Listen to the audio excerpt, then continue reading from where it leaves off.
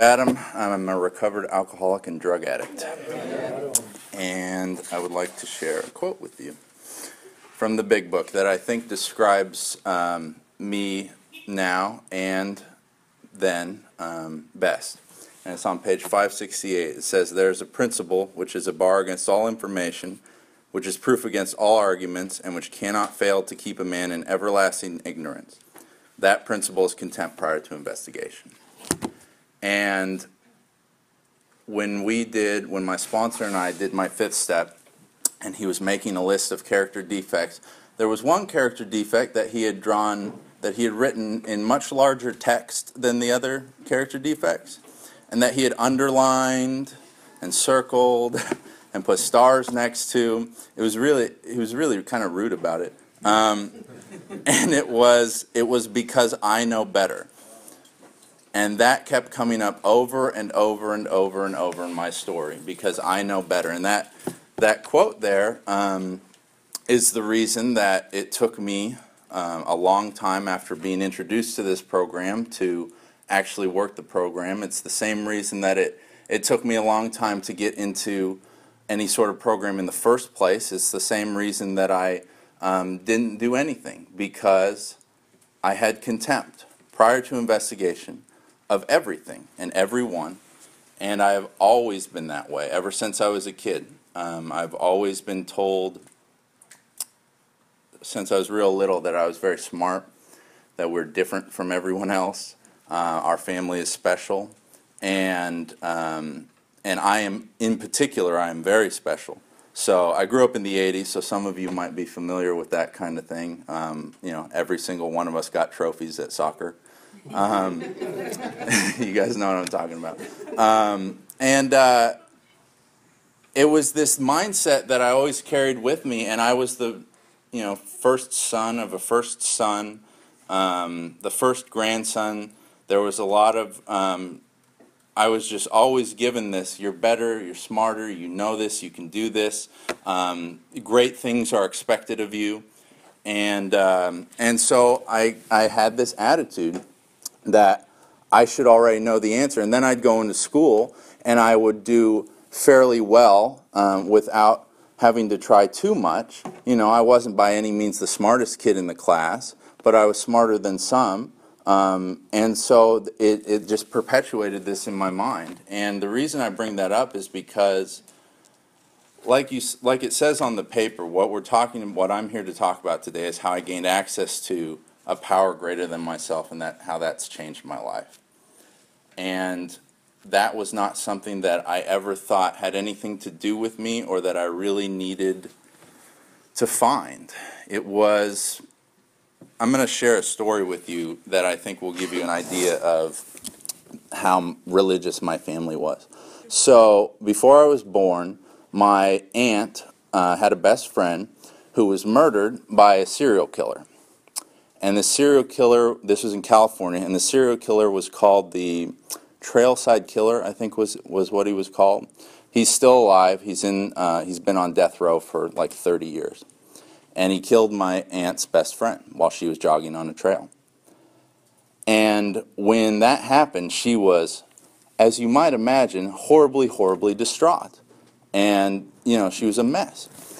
And my grandmother found out that some of her friends had come to her and said, some of her Christian friends had come to her and said, if you need, maybe you should come to church, maybe you should come pray with us, we've been praying for you, that kind of stuff.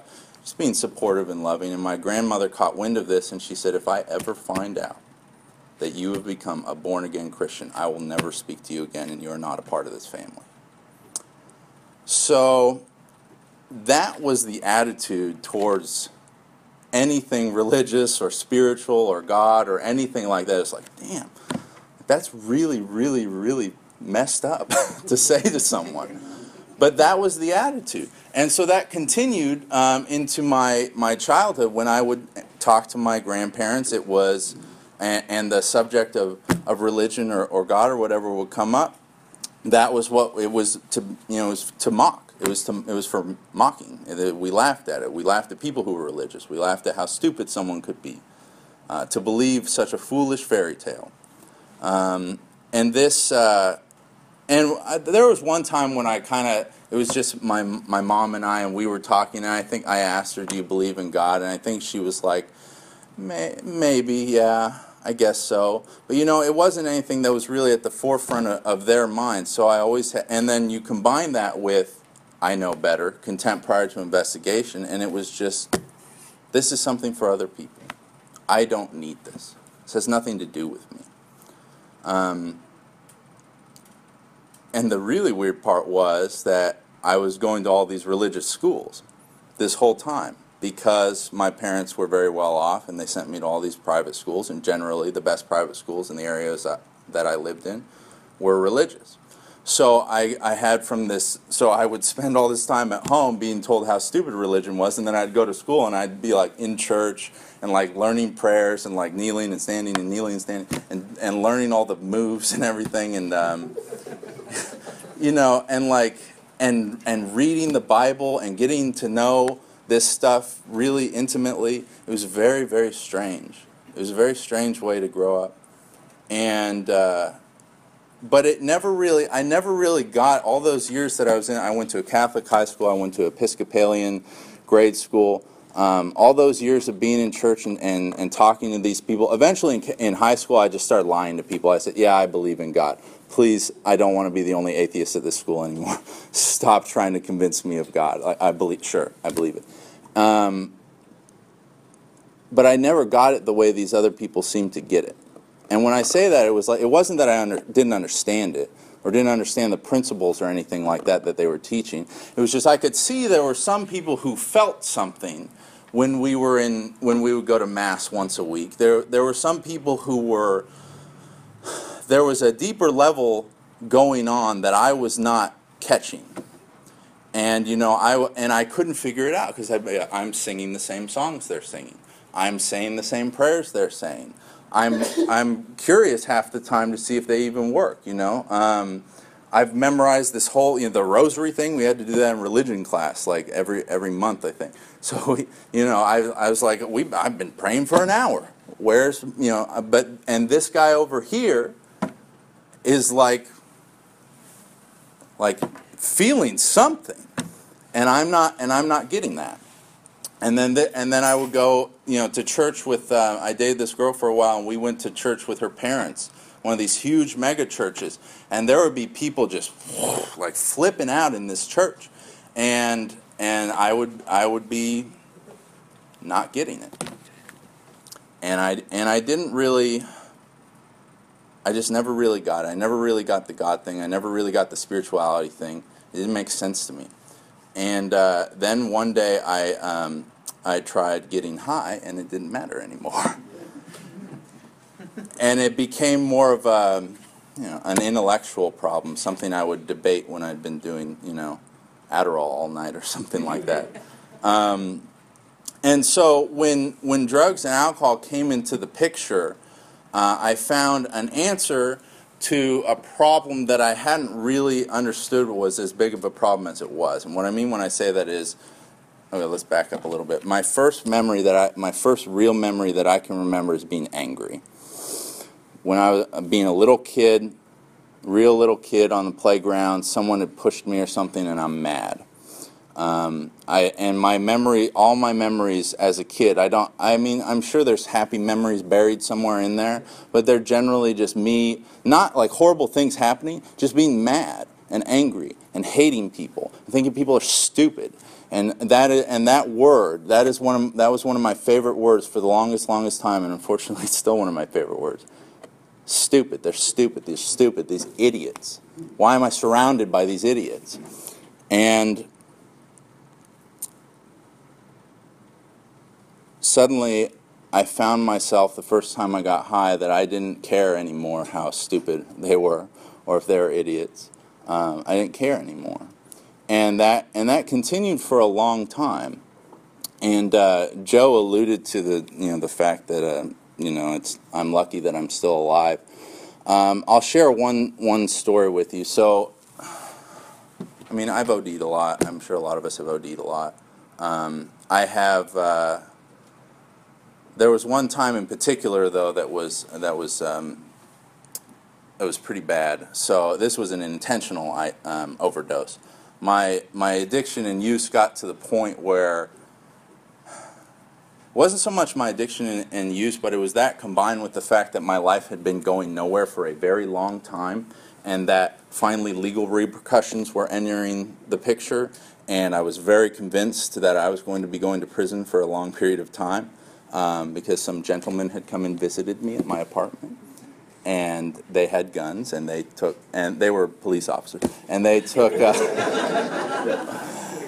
and they took all my things. So. And it was really weird because they didn't arrest me. They just said, "We'll get in contact with you." And I was like, "What does that mean?" And so, but I mean, this was the last kind of nail in the coffin for me, because I had been failing at this point. I'd been failing in college for, I don't know, 7 years at that point. Every semester, my life went in 4-month increments of me pretending I was going to go to school, failing at it, lying to my parents, getting them to send me more money, pretending to go to school, failing at it, lying to my parents, getting them to send me more money, for about 7 years. And that kind of pushed it over the edge, because the only way that because they would send me the money and then I'd go buy, dope. And that just fell apart when they came and took everything, because I had no way to rebuild from that. And life was just a mess. I had nothing going for me. I couldn't hold a job longer than 2 months. I couldn't keep a relationship longer than maybe 6 months, and it was horrible during that time. And so, and finally that happened, and I got a DUI not too long after that, and lost my car, and things it felt like the world was caving in. It was more like this: the world is going on without me, and here I am, and I'm not sure why I'm still here. I don't know what my point is anymore. I don't know that I ever had one. And the anger and the hatred had just built up to a crescendo. Every morning I would wake up and it was like, the committee upstairs had gone insane and were shooting guns off. You know what I mean? Like, it was really bad. I felt crazy all the time. And everyone else thought I was crazy too. And so I got in an argument with my then girlfriend. I had stolen $500 from her. She accused me of stealing $500 for her. I could not believe that she would think I would steal $500 from her. I was very incensed. It was the principle of the thing. And so I said I had a handful of pills, and they were the strongest Oxycontin I could get. And I said, if you really believe that I would steal from you, I'm going to eat this handful of pills right now. And I think she'd had enough of my crap at that point, because she just stared at me like this. And so I ate this handful of pills. And I knew in that moment that I was going to die. I knew in that moment that I had eaten enough to kill me. Because if there are any opiate addicts in here, we're very, very good at titrating and knowing the exact, precise amount that we can or cannot handle. And I knew that it was enough. And so I walked outside. It was February. There was snow all over the ground. And I had been kind of planning this for months and months. So I just finally, this seemed like a good opportunity. And I had all my snow gear on. And I had my iPhone 3 in my pocket. This is a while ago. I had a Bluetooth headset, and my plan was that there was a little alley that I had picked out, and I was going to go sit in this alley in the snow. It was very quiet because it was snowing, which I liked. And I was going to listen to some songs, and I was going to die. And so I pulled out my iPhone, and it was synced up with my Bluetooth headset, and I pulled out my Bluetooth headset, and I turned it on, and it died. And I was like, wait, no, this is okay. This is okay. I can still get music, because God forbid in the next 20 minutes I have to live, I'm bored, right? We can't have that. I can't be bored I got to go out, right? So I go, it's okay, it's okay. There's a speaker on my iPhone 3, and I can play my music through that speaker. And I remember at that time, this phone was very predictable when it came to battery life. It was really, really predictable, and I knew the exact point it would die because it always died at 2%. And that's how it had been for the year or two that I had this phone. And I pulled out the phone and I checked the battery life, and it says 5%. And I was like, great. I think in my head that's just enough battery life to listen to this music. And as I think this thought and I'm staring at this phone, it dies. I'm like, crap. What am I going to do now? So I kept walking past the alley, and I walked into, there was a row of businesses, and instead of turning right, I turned left, and I found this random business. It was kind of like a labor-ready kind of place. It had all these pens and pencils and computers and job applications where you could apply for jobs.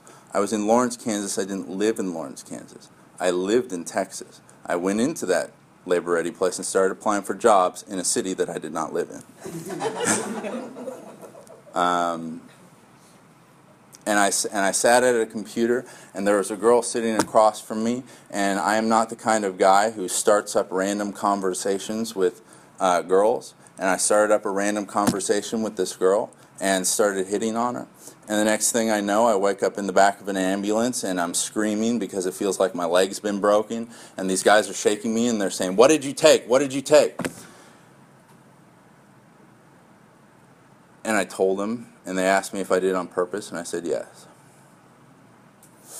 And I look back on that story, and I share that story with you because at the time, I didn't see any connection between that and any sort of higher power. It was just one more screw-up in a long line of screw-ups. But I can look back now and see that this higher power that I found a connection to by working these 12 steps was watching over me and helping me at times when I didn't think it had anything to do with me and that it wasn't there. It wasn't like it suddenly showed up in my life 4 years ago. It had been there the whole time. Because if I had thought to charge my headset the night before, I'd probably be dead. If I had thought to charge my phone 2 days before, because this was like the third day, those batteries lasted a while back then, I'd be dead. If I had not been already dressed in the snow clothes that I was wearing and had to take 15 minutes to get ready to go out in that snow, I'd be dead. If I had taken a right and gone into the Quiznos over there instead of taking a left, I'd be dead, because I've worked in places like that, and when people pass out, we don't say anything. If I had sat at another computer that didn't have a girl sitting across from it for me to start a conversation with, I can only imagine, I'm sure it was like mid-conversation, I'd just like pass out like that, I'd be dead. There are so many points in that story where my life should have or could have come to an end. And that's just one of those times. And I know that something was there keeping me alive. I didn't feel anything at that time, but I know that looking back. And that one of the most important things that I learned in this program was that the only reason I stayed in the beginning, other than being required by the state of Kansas to stay for a while, was that I get to choose my conception of a higher power. It's up to me what I go with and what I do or do not believe in. And I am so grateful that was and is the case, because had it not been for that, had I come in and been told, you need to take Jesus Christ as your personal Savior, I would have turned right around and walked out. I'm glad somebody laughed at that. Because that's how I felt. I had a deep, not like hatred, but contempt. It was beneath me. It was foolish. And this is something that I just could never get out of my head. And so, but when I came in and was told I can choose my own conception, I was like, I can work with that. I can work with that. And so now I can look back and I don't have to say this higher power, that higher power, this deity or being or whatever was helping me at that time. I just know that something was there, and that something kept me alive through a string of circumstances that had a lot of really bad ending points. But I took the string of circumstances that ended up with me still being here. And when I first came into this program, there was that contempt prior to investigation was absolutely still there. In fact, it was probably worse because I was required to be there. I had to be there to satisfy the court system. And I went in there, and I didn't want to be in there, and I had immediately decided before I ever walked in that everyone was stupid. Now, the reality was that I was scared to death. I was scared to death to walk into these doors. I had never been in CA or AA. I had never been to a meeting. I didn't know what went on in there. All I knew about the book was one time I got a hold of it when I was like 22, and I looked at the 12 steps, and I read them, and I read step 1, and I was like, yeah, that seems about right. And then I read step 2, I was like, nope. No, thank you. I don't need God. Thank you so much. I tried that, and it didn't work. I mean, I guess I didn't really explain it too well in the beginning. There was some questioning of does God or does exist or not when I was a teenager. Because going to this Catholic high school, they really kind of got me thinking about it and questioning about it. Because I mean, I had to go to religion class. You know, it was like came up like 3 times a week. And there was one thing in particular that I remember doing. I would get a pencil, and I was sitting alone in my room, and I would take this pencil and I would say, God, if you're real and you exist, it's just me in here, just prove it to me. Just stop this pencil from hitting the ground, just for a second. I'm the only one that's going to see it. Make a deal with me, come on.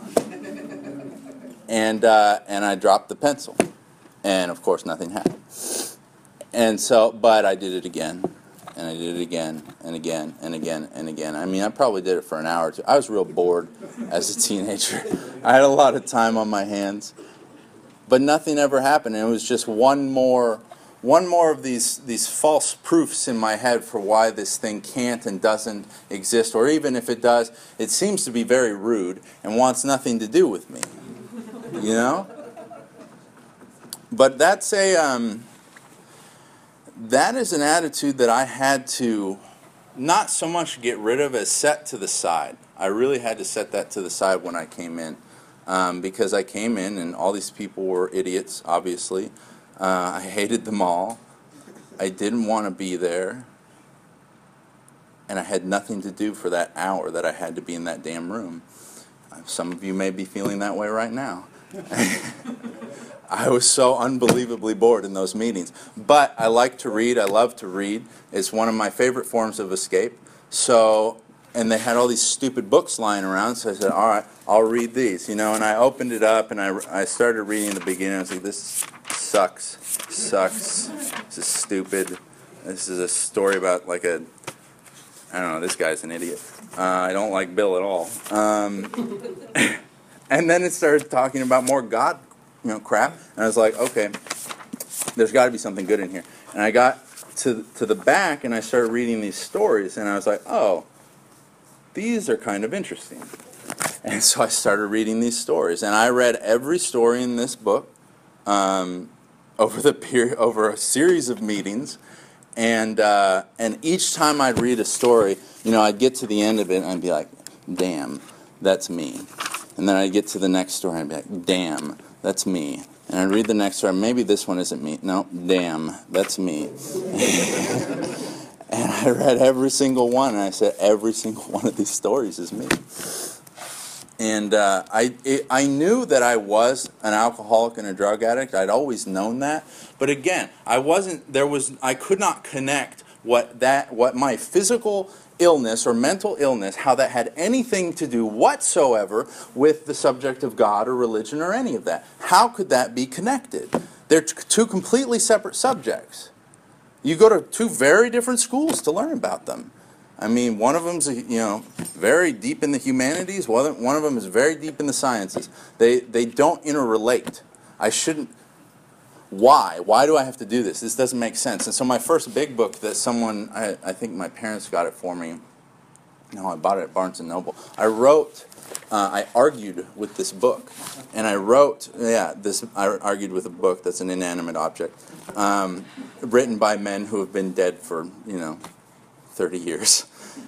And I argued with it. And I wrote in the margins of this book, and I still have pieces of this book. It's fallen to pieces, but of just arguing, like not short arguments, like all the way down the margins of this book about why they had to be wrong, because I needed so badly for them to be wrong, because I so badly didn't want to do this. And it was because I zeroed in on that 9th step. And I said, I have caused far too much harm in my life. I've hurt far too many people. I have lived my life as close as possible to my ideal of what a gangster should be, right? It was really embarrassing how ridiculous I was looking back. In my mind, I was this big drug dealing kingpin or whatever, and it was pathetic, is what it was. It was pathetic what I was. I was as low as possible on the totem pole as you could possibly get, and still deal drugs. I was a loser. And I preyed upon the weak. And that's what I did. I looked for people that I knew I could manipulate, and I got them to do my drugs, and then I continued to sell it to them. And I just really, really, really didn't want to have to talk to those people ever again.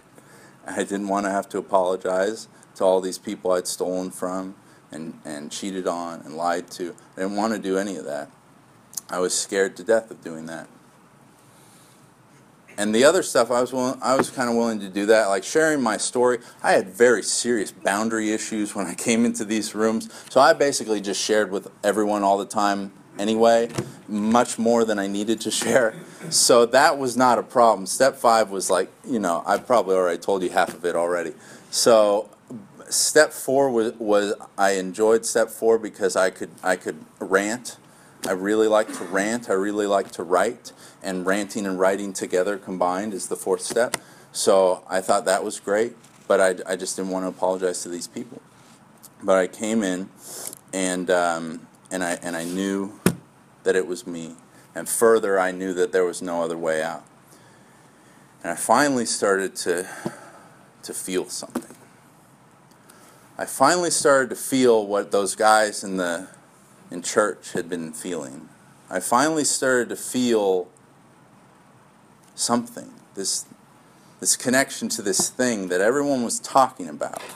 And they talked about it, and they called it God consciousness, and they called it a variety of names, and they spoke about it. And some people, they called it, they got real spiritual and used all these terms I didn't know, so I assumed they were idiots. But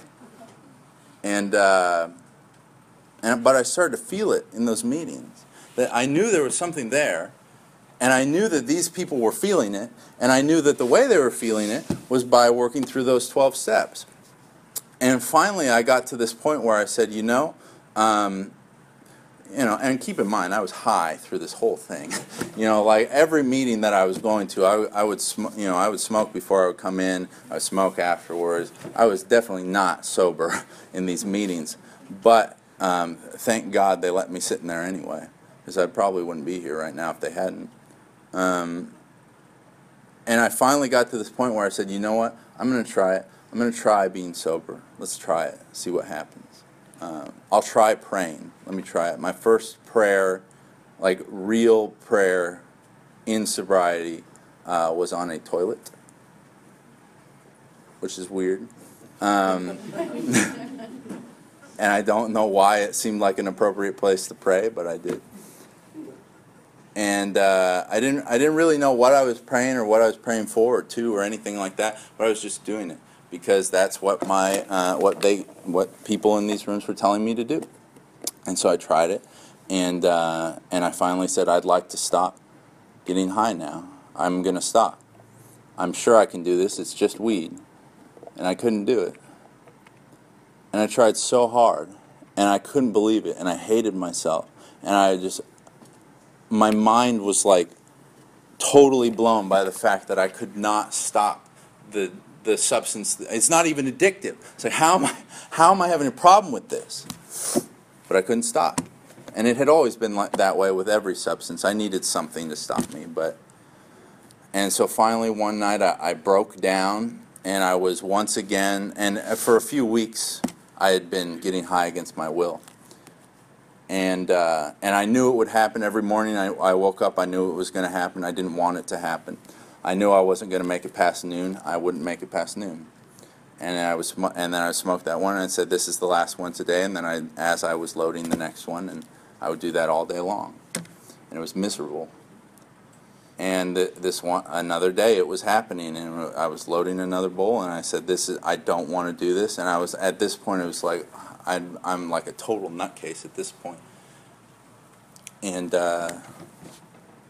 I broke down in tears, and I fell to my knees, and I prayed, and I said, God, why is this happening? Why can't I stop? I just don't want to do this. I don't want to do this. And it was like something like shifted. And suddenly, I felt a very strong physical feeling that the closest I can come to describing it is like when you take mushrooms, and it's the very beginning of that trip. You get like a wave through your body. That's what it felt like. You guys all know what I'm talking about. But that's what it felt like, except there were definitely no mushrooms that I had eaten that day. And something shifted, and suddenly I didn't want to get high anymore, and I didn't need to get high anymore, and I was free. It's the damnedest thing. And I went down, and I ran down to my little brother's room. He was smoking too, and I ran down to his room, and I said, hey, load a bowl. And he was like, what? I was like, just do it. And he's like, okay. And so he loads the bowl, and I go, okay, ask me if I want to smoke. And he was like, do you want to smoke? I said, no, I don't. And he was like, what are you doing? I was like, go on, smoke it, please, enjoy it. I had not been that joyful in a very long time. And that was when I knew, beyond a shadow of a doubt, that's what I'd been looking for with that pencil all those years ago. That's what I've been looking for in all those masses that I attended. That's what I've been looking for in those mega churches. That's what I've been looking for every time I got high or drank. That's what I've been looking for this whole time. Is that connection, that proof. I was looking for that proof, and there it was, and there was my proof. I relapsed about 5 months later. So I felt I had a deep, powerful spiritual experience as a result of just beginning to work these steps. I was on step 3 when that happened. I half-assed step 9. I stopped working the program, and I relapsed. And I stayed out for 9 months. And during that 9 months, again, I got right back to where I was, and in about 4 months, and then the next 5 months were just hell on earth. And it would take me, I'd wake up around 4 in the afternoon. I'd spend the next 4 to 6 hours driving from dealer to dealer to dealer to dealer in DFW, collecting all the substances that I needed, and maybe going to the liquor store too, so that I could just feel okay and not get sick. And it was horrible. And then my brother got sick. He went to the hospital. I was the only one in town. I had to stay and take care of him. He was a minor at the time. And when I say sick, so he should be dead. The doctors don't know why he's alive.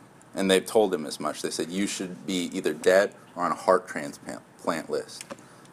So anyone who gets the disease that you get, they don't survive.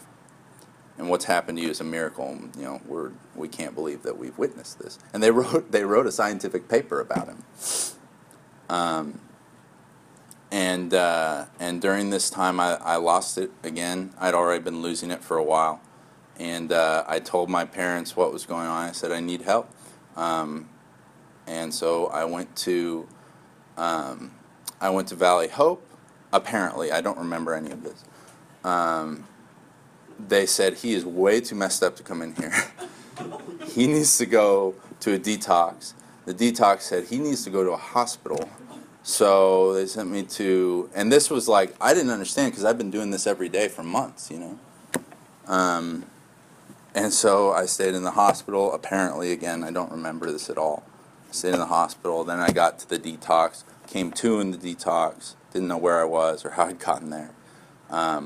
Detox, got out of detox, had an hour between detox up in Denton, being driven by my father without a cell phone, to Valley Hope. I got high in that hour. And when I got to Valley Hope, I was very, very, very frightened and scared because I knew they were going to take me off that Suboxone and that I had no hope as soon as I got out of that place.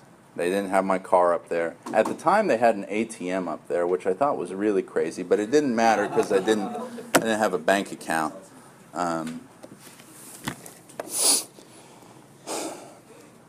And so I found a sponsor, and I worked through the steps, and I tracked down every person I could on that list and made amends face-to-face when I could, FaceTime when I could, over the phone, at a grave, many at Starbucks. I went to Kansas and made a bunch of amends. I went to Kansas like 5 times and would make these groups of amends. I was dedicated. And I had to be, because I had nothing left, and I had no other options.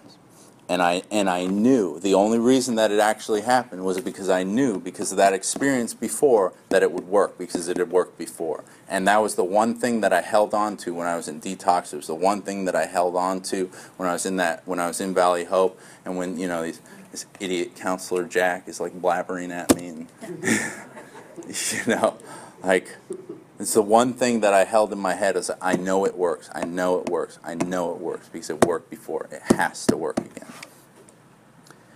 And when I finally finished when I began step 9, and I started making amends to all these people, I felt that shift again. I felt something shift. I had to work a lot harder this time through. It wasn't, please help me, and then here's your help. I had to work a lot harder. And it was sobriety was not easy for me those first couple of years. You know, I was on a lot of psych meds for the first year. I felt like a nutcase all the time. But I knew I had to get rid of that contempt prior to investigation. I finally set that aside, and I told my sponsor would tell me to do stuff, and my first thought almost every time he would tell me to do something was, that stupid, but I would do it anyway. And he would tell me, he told me, he's like, just pray on this 4th step and ask God to show you what you need to see. I'm like, that's stupid. And I said, okay, and I did it. And he would tell me, he said, you know, you need to call me every day. And I think, that's stupid. And I said, okay. And I just did everything he told me to do and stopped thinking that I knew, and tried really hard to stop thinking that I knew better, that I knew this program, that I knew better than him for sure, because I've been sober for 5 months one time, and I've read the book, you know. And a miracle happened. You know, I stopped craving alcohol. I stopped craving drugs. But, you know, the fight was not over yet, and the work wasn't over, and it's still not over, and it's not going to be over. A big part of me working in this program from the very beginning was a realization that this was going to become a way of life for me. Not that I'm going to be at a meeting every single night, and that I'm going to be at a commitment whenever I'm not at a meeting, and that I'm going to be just Mr. Recovery Boy over here and doing everything possible to recover every moment of every day, because God, you know, It didn't. That wasn't what it had to be, and that's not what it's become. But I did know that there was going to be a time commitment that I had to make on a daily basis and on a weekly basis in order to stay sober, and that I was going to have to do some work. And in the beginning, there was quite a bit of work to do, and so that's what I did. My fourth step, if I had to estimate, I would say it took me, now I'm OCD, so I think mine took longer than it should have, but like 50, 60 hours, something like that. It took me 3 weeks to go through it. I had hundreds of people on that fourth step, on the resentment list. I'm still making amends from my original list. I finally tracked down a guy today that last week, that I've been looking for 4 years, that I had flipped out on years ago and threatened and done a bunch of horrible things. And I told him, I said, I've been looking for you for 4 years. And he was like, he's like, I would have talked to you. And I was like, yeah, thank you, I appreciate that. But I had to realize that this was a way of life, and that I couldn't just stop making amends. I couldn't just stop praying one day. That I wasn't going to hit this magical point and be like, oh, everything's good now. Because like I said, for all I really had in my life for that first 2 years of sobriety was the program and school. I would take out these student loans. My parents would help me out, and I would go to school because I was not getting hired. And I tried so unbelievably hard to get a job, but I had pending felonies. And, I finally realized, if Walmart and Target aren't going to hire me, I'm probably not going to get hired. So, I was just looking everywhere for a job, and I couldn't find it. And finally I said, fine. This is what I do when I'm mad at God. I look up. I said, fine. I don't know why. I don't know why everyone else gets a job at third day sober, and I'm sitting here with 1.5 years, and I still don't have a job. But fine. Let's do what you want to do. But I've always done it. I've never had the best attitude, and I'm really glad that I've been able to have a poor attitude and to not like showing up and to not like doing the program, and that it still works. Because if I needed to have a great, I heard someone say in a meeting one time, they're like, I couldn't make these amends to these people until I felt in my heart that I really wanted to make these amends, and that I had, changed, my heart had changed, and I was like, when is that going to happen? It's like, I hate most of these people still. There's no way. There's no way. But I knew it had to be done. I needed to do it, and I did it. And I share all that with you guys just to show you that I know sometimes you can look at people and you can think, oh, they must work such a great program. Mine's not that great, and I'm still sober. I screw up on a regular basis. I apologize and make amends on a weekly basis. I do stupid things that at this point sober should never happen. and I stay sober, and it still works. Because in the beginning, some people who had been doing this longer than I had, they told me what to do. And they said, you need to go help others. You need to get a commitment. You need to go to that commitment week after week. And that's what I've done. I've had to miss weeks here and there for sure, but by and large, I've gone. And there have been many times when I've been resentful about it and hated it and not wanted to do it. And I've done it anyway because I don't want to die. And that's what it is for me. That's what I always have to put back in my head, is that this is life or death for me. And that the fact that that 9-month relapse, oh man, there are so many times where I should have been dead, Not just from from stupid stuff, like guns and stuff like that. I should have been shot or shot myself, or so many times when I should be dead. Or the cops should have shot me, I'm thinking of one guy in particular. But I'm not, and I'm still alive. And there's got to be a reason for that. And I've seen over the past 4 years that I can have a positive effect on people's lives. And that I'm not the horrible, awful, bottom of the barrel, stuff you scrape off the bottom of your shoe. I'm not that kind of humanity anymore. I was, but I don't have to stay that way. And when I came into here, it was a watershed moment. And when we did that 5th step with my sponsor, it was like, this is what you were. Now what will you be? And I didn't want to be that bad person anymore. I'll end with this. I had 3 very close friends die from alcoholism. 4 from alcoholism and drug addiction. One of them was my best friend. He never got sober. He shot up one night, and there was some air in that syringe, and it made its way into his brain, and it killed him. The other was his mother. His mom decided that she could get off alcohol on her own, that she didn't need to detox, and she went brain dead when she was in a seizure, and they took her off life support not too long afterwards. She was 52. It's really young. He was 26 when he died. His poor brother, his dad died of cancer about 3 months later or something like that. His whole family's gone. 2 months ago, 2 people that I knew, one guy I used to sell dope to back in Kansas. He moved to Dallas. It was really weird that I found him here. I made amends to him a couple years ago. Died in his sleep. Most likely a heroin overdose. He did a lot of heroin. The other guy is the one that really kind of messes with me a little bit. Shrooms, for what I said of them earlier, were horrifying to me. And they always were horrifying to me. All hallucinogens always horrified me. It was always a horrible experience. This guy and I knew this guy when he was a kid, like when I was 14, he was like 7 or something like that. Little kid. That's what I remember him as. He took a bunch of shrooms. He went out in the woods. He pulled out a gun and he shot himself and killed himself during a bad trip.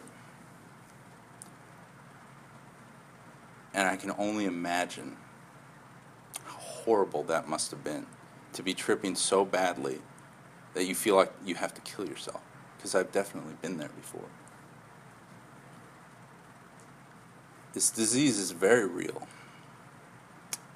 And it's not too far behind me. And my body hasn't changed in the last 4 years. If I were to go, I know some people who say, yeah, I had a drink on my relapse, and then like 3 weeks later I had another one. That's not what I do.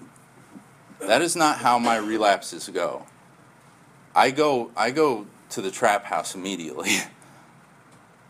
I drink everything. It's horrible. And I know that I'll die if I go back out again. But I also know that I don't have to. I don't have to die. And that as long as I do what this program tells me to do, and even setting the program to the side, as long as I keep a connection with this higher power thing that I can't see, hear, it's never given me an instruction, that I can't explain, I don't know what it is, I don't have a religion or dogma telling me what I should or shouldn't do, I know almost nothing about it other than that it exists and it keeps me sober. And even setting this program to the side, as long as I keep in contact with that thing, I will stay sober, and I will have a good, happy life. And everyone else in this room, and every junkie out on the street, and everyone in that rehab over there can do the exact same thing by doing what we did. Because I'm really bad. My story's bad. But if I can do it, anybody can do it. That's all I have. Thanks for letting me share.